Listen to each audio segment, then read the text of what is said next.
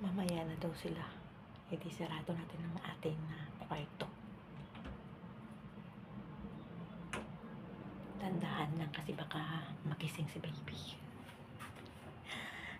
Ang gagawin ko nga pala, dahil meron pa naman na damit si baby, tsaka hindi na rin naman ako magluluto kasi marami pa naman kaming ulam sa ref. Kasi bawat magluto ako tag isang kaldero malaki. So ang gagawin natin is tignan natin yung sinampay natin. Ayan.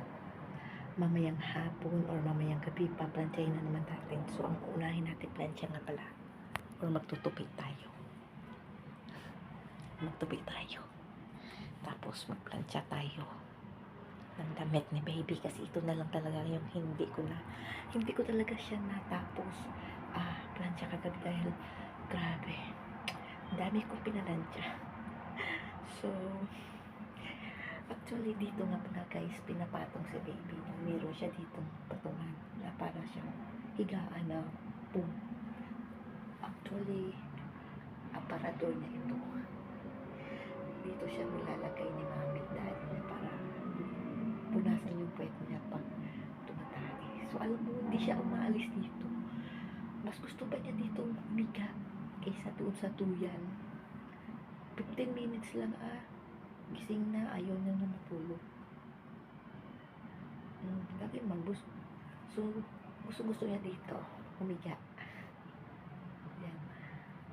Kasi merong mga sinampay.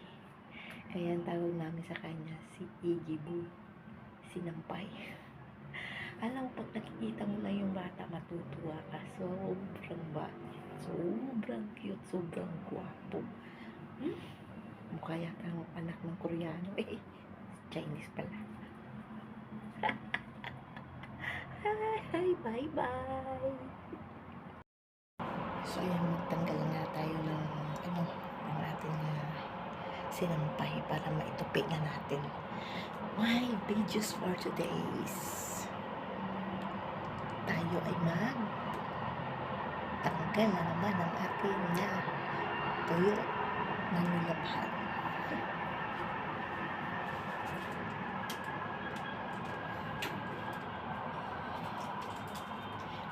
Sarado yung pinto natin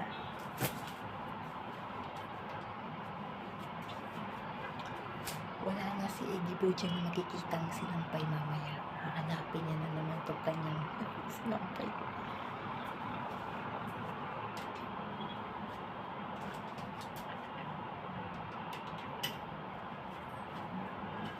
So iiwanan natin. Lilipat natin itong damit ni mami tayo.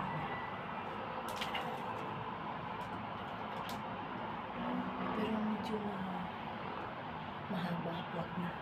Yun naman.